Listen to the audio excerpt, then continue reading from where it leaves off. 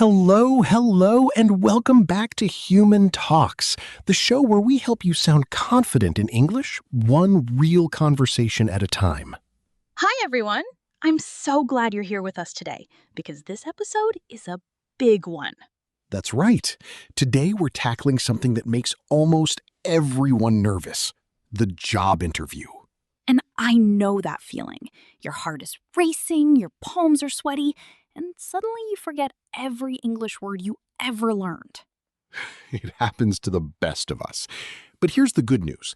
By the end of this episode, you'll have real sentences, real practice, and a real plan. We're going to walk through this step by step. No rushing, no pressure. Just slow, clear practice you can repeat as many times as you need. And if this is your first time with us, welcome to the family. Please hit that subscribe button and tap the notification bell. It genuinely helps us keep making these free lessons for you, and it means the world to our little team. All right, let's set the scene. Imagine you're sitting in the waiting room. Your interview starts in 5 minutes. Deep breath in, deep breath out. You've got this. Over the next hour, we'll cover 7 key moments in almost any interview. Introducing yourself, explaining why you want the job, talking about your strengths, handling the tricky weakness question, explaining why they should hire you, asking smart questions at the end, and then a full mock interview to bring it all together. It's going to be a complete toolkit. So grab a notebook, a cup of tea, and let's get started. Segment 1. Introducing yourself. This is almost always the opening question. Something like, could you tell me a little about yourself? It sounds simple, but a lot of people freeze here because the question is so open. The trick is to give it structure. 3 parts. Who you are, what your background is, and what you're looking for now. Let's hear an example. My name is Daniel. I'm originally from Portugal, and I've spent the last 4 years working in digital marketing. I studied communications at university, and since then I've worked with 2 different agencies, helping brands grow on social media. Right now, I'm looking for a role where I can take on more responsibility and lead my own campaigns. Notice how that answer moved forward in time. Past, then present, then future. It tells a little story. Let's practice together. Repeat after me, nice and slow. My name is Daniel. My name is Daniel. I'm originally from Portugal. I'm originally from Portugal. I've spent the last 4 years working in digital marketing. I've spent the last 4 years working in digital marketing. I studied communications at university. I studied communications at university. I'm looking for a role with more responsibility. I'm looking for a role with more responsibility. Beautifully done. Now, here's a little secret. You can build your own version using the exact same structure.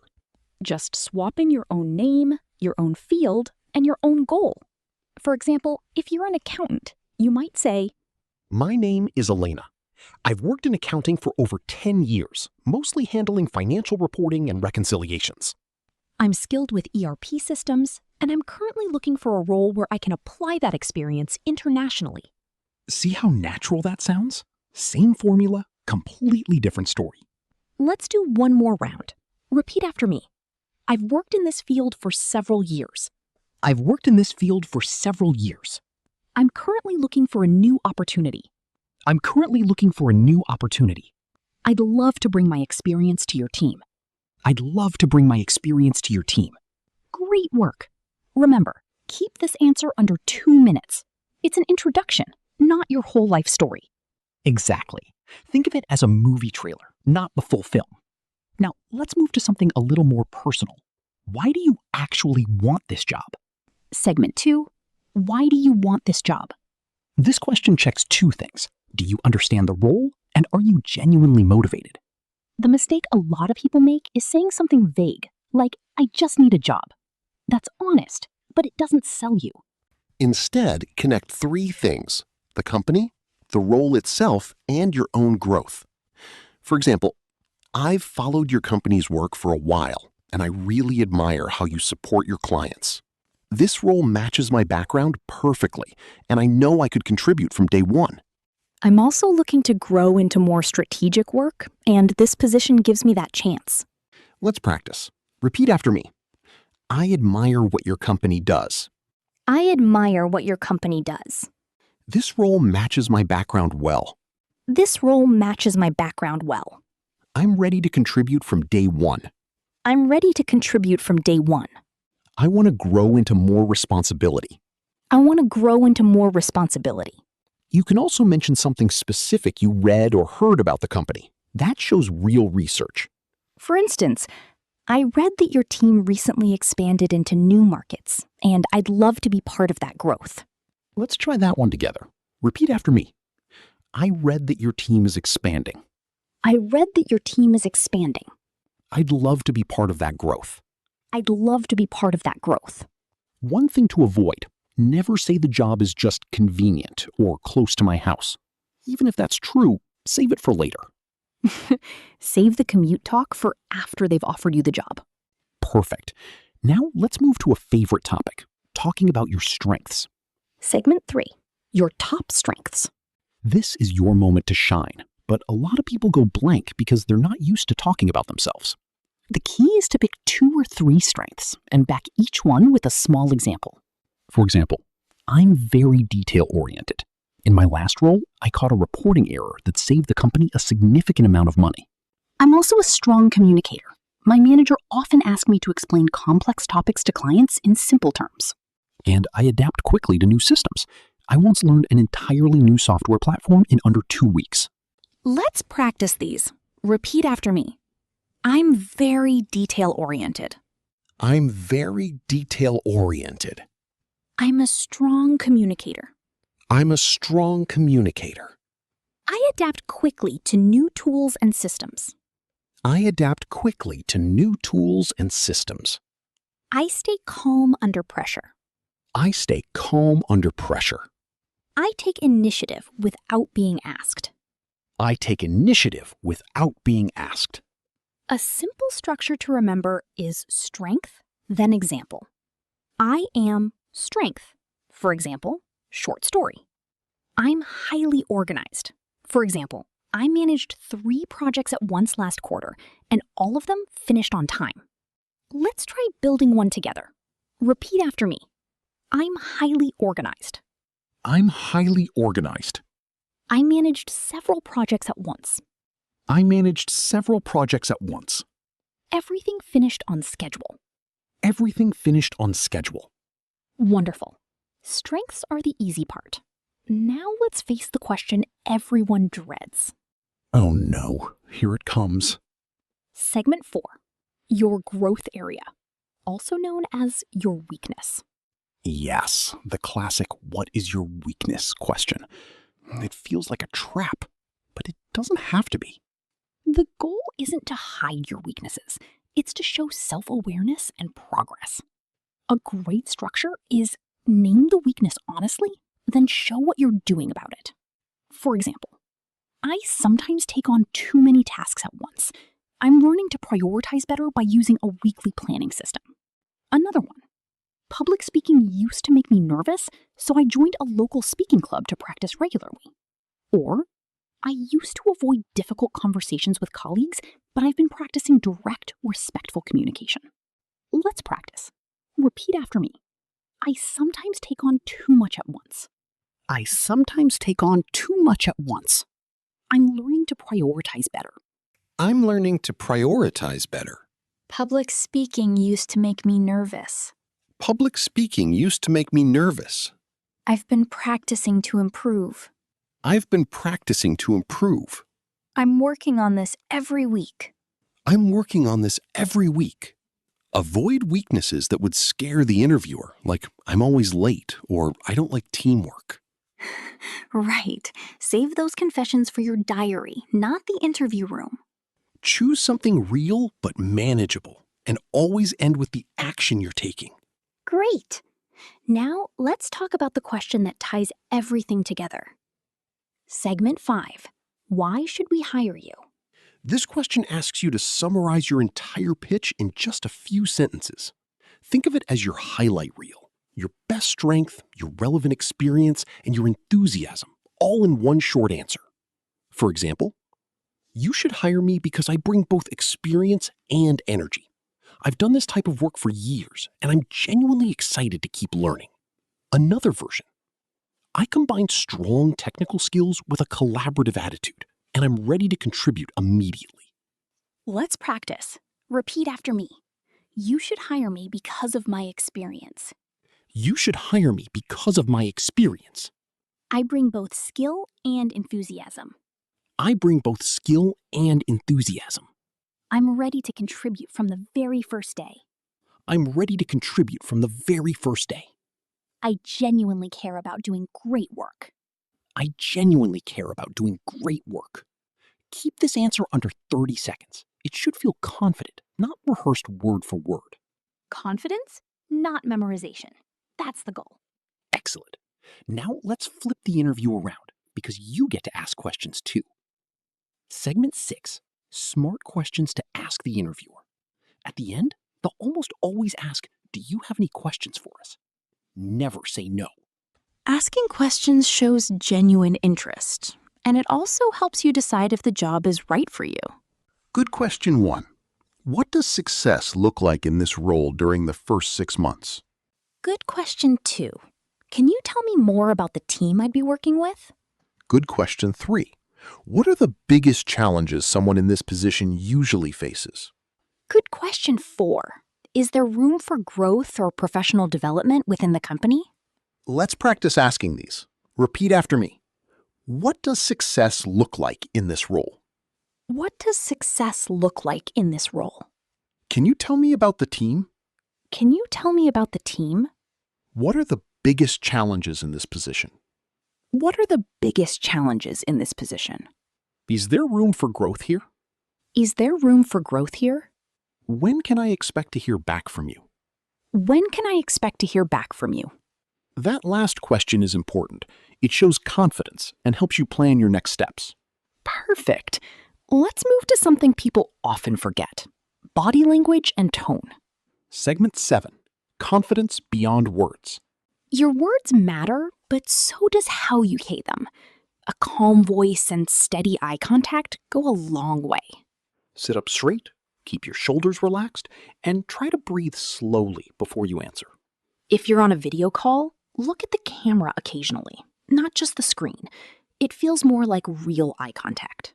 And it's completely fine to pause. Silence for 2 or 3 seconds while you think is normal, not awkward. You can even say, "That's a great question. Let me think about that for a moment." Let's practice that phrase. Repeat after me. That's a great question. That's a great question. Let me think about that for a moment. Let me think about that for a moment. Using a phrase like that buys you time and sounds completely natural. Wonderful. Now let's put everything together with a full mock interview. Segment 8, full mock interview. I'll play the interviewer, and I want you, our listener, to answer out loud in the pauses. Ready? Take a breath, sit up straight. Here we go. Good morning. Thank you for coming in today. Could you tell me a little about yourself? Take your time. Answer out loud now. Great. So, why are you interested in this position? Go ahead. Share your answer. That's good to hear. What would you say are your greatest strengths? Speak slowly and clearly. And what's an area you're currently working to improve? Remember, honest but positive. Why should we choose you over other candidates? Give it your best shot. Wonderful. Do you have any questions for me? Ask one of your prepared questions now. Thank you so much. It was a pleasure speaking with you today. We'll be in touch soon. And that's it. You just completed a full interview in English. However that felt, know this. Every single time you practice, it gets easier and more natural. Go back and repeat this section as many times as you need. Repetition is how fluency is built. Final thoughts and recap. Let's do a quick recap of everything we covered today. Introducing yourself with a short, structured story. Explaining why you want the job by connecting the company, the role, and your goals. Sharing your strengths with real examples behind them. Talking about a weakness honestly and showing how you're improving. Summarizing why you're the right choice in one confident answer. Asking smart, thoughtful questions at the end. And using calm body language and natural pauses to sound confident. You now have a complete toolkit for your next interview in English. And honestly, in any language. Practice these phrases out loud, maybe even in front of a mirror. Your future self will thank you. Thank you so much for spending this hour with us here on Human Talks. If this episode helped you, please subscribe. Leave a comment telling us how your interview goes, and share it with a friend who needs it too. Until next time, keep speaking, keep practicing, and we'll see you in the next episode. Bye, everyone, and good luck out there. Before we close today, let's add a few bonus tools to your interview kit, starting with behavioral questions. These are questions that start with, "Tell me about a time when," and they can catch people off guard. The best way to handle them is a simple structure called STAR: situation, task, action, result. Situation is the background. Task is what you needed to do. Action is what you actually did. Result is the outcome. For example, tell me about a time you solved a difficult problem at work. In my previous role, our team missed a reporting deadline because of a system error. I needed to find the source of the error and fix our numbers before the client meeting the next morning. I stayed late, traced the error to a formula mistake, and corrected the entire report myself. As a result, we submitted accurate numbers on time, and the client never even noticed there had been a problem. Let's practice the 4 keywords. Repeat after me. In this situation. In this situation. My task was to. My task was to. The action I took was. The action I took was. The result was. The result was. Once you know this formula, almost any behavioral question becomes easy to answer, no matter the topic. Let's also talk about something people forget. Different interview formats aren't all the same. Segment 9. Phone, video, and in-person interviews. A phone interview relies completely on your voice, so tone and clarity matter even more than usual. Stand up while you talk if you can. It genuinely makes your voice sound more energetic and confident. Hello, this is Daniel speaking. Thank you for calling. Let's practice that greeting. Repeat after me. Hello, this is... speaking. Hello, this is... speaking. Thank you for calling. Thank you for calling. For video interviews, check your lighting, your background, and your internet connection beforehand. Hi, can you hear and see me clearly? Wonderful, thank you. Let's repeat that. Can you hear me clearly? Can you hear me clearly? For in-person interviews, a firm handshake and a warm, nice to meet you set the right tone immediately. Nice to meet you. Thank you for having me. Repeat after me. Nice to meet you. Nice to meet you. Thank you for having me today. Thank you for having me today. Small adjustments for each format, but the same confident energy underneath. Now, let's cover a topic many people find awkward. Talking about salary. Segment 10. Talking about salary with confidence. If they ask about your salary expectations, it helps to research the average range beforehand. You can say, based on my research and experience, I'm expecting a salary in the range of, and then state your number. Or you can turn it back gently. Could you share the budgeted range for this position first? Let's practice. Repeat after me. Based on my research and experience, Based on my research and experience, I'm expecting a salary in this range. I'm expecting a salary in this range. Could you share the budgeted range for this role? Could you share the budgeted range for this role? Stay calm and factual. Salary talk isn't rude. It's a normal professional part of the process. Exactly. Now, one last piece. What happens after the interview ends? Segment 11. The thank you follow-up. Sending a short thank you email within 24 hours makes a real, lasting impression. Something like, "Thank you for taking the time to meet with me today. I really enjoyed learning more about the team and the role. I'm even more excited about the opportunity, and I look forward to hearing from you soon. Let's practice this together. Repeat after me. Thank you for taking the time to meet with me. Thank you for taking the time to meet with me. I enjoyed learning more about the role. I enjoyed learning more about the role. I look forward to hearing from you. I look forward to hearing from you. A short message like that keeps you fresh in their mind, and it shows real professionalism.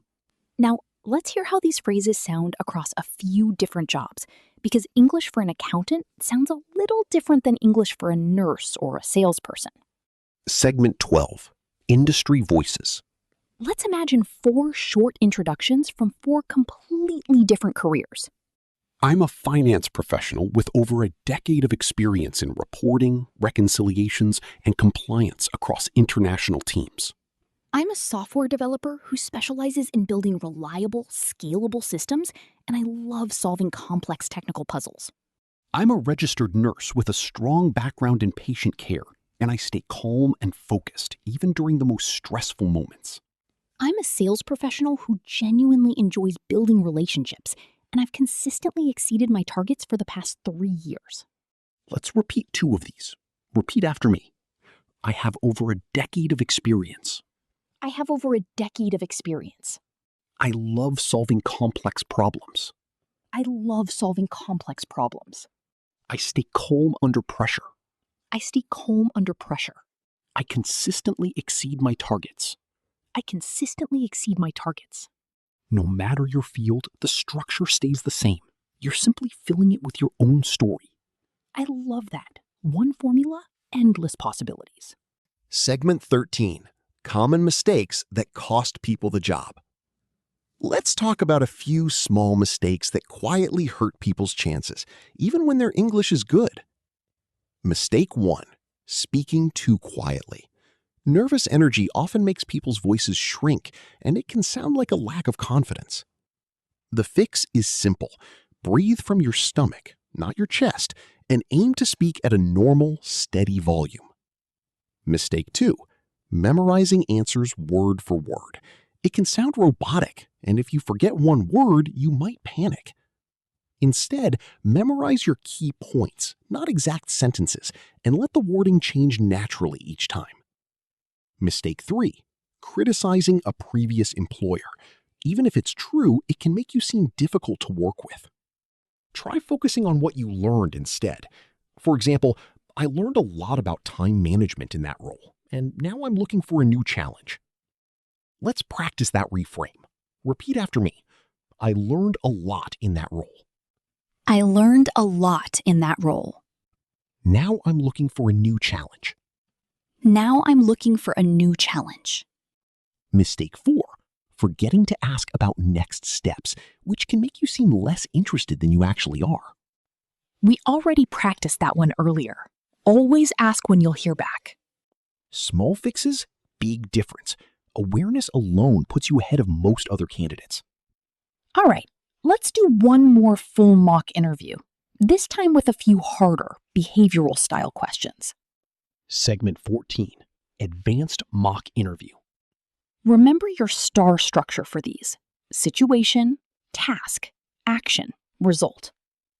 Tell me about a time you disagreed with a coworker. How did you handle it? Pause for listener. Take a moment and answer using the STAR structure. Describe a situation where you had to meet a tight deadline. Go ahead, walk through it step by step. Tell me about a mistake you made and what you learned from it. Be honest and end on what you learned. How do you handle stressful situations at work? Share your answer now, calmly and clearly. Thank you. Those were thoughtful answers. Is there anything else you'd like us to know about you? This is your chance to add anything you missed. And that's a wrap on our advanced round. How did that feel compared to the first practice interview? I bet it already felt a little smoother, a little more natural. That's exactly how progress works. Confidence in English doesn't come from being perfect. It comes from repetition, one conversation at a time. Segment 15, calming your nerves before you even start talking. Let's take a short pause from vocabulary and talk about mindset, because nerves can block even perfect English. A simple trick is box breathing. Breathe in for 4 seconds, hold for 4, breathe out for 4, hold for 4. Let's try it together right now. Breathe in, 2, 3, 4. Hold, 2, 3, 4. Breathe out, 2, 3, 4. Hold, 2, 3, 4. Feel that? Your shoulders probably just relaxed a little. Positive self-talk also helps enormously. Instead of, I'm going to mess this up, try, I am prepared and I am enough.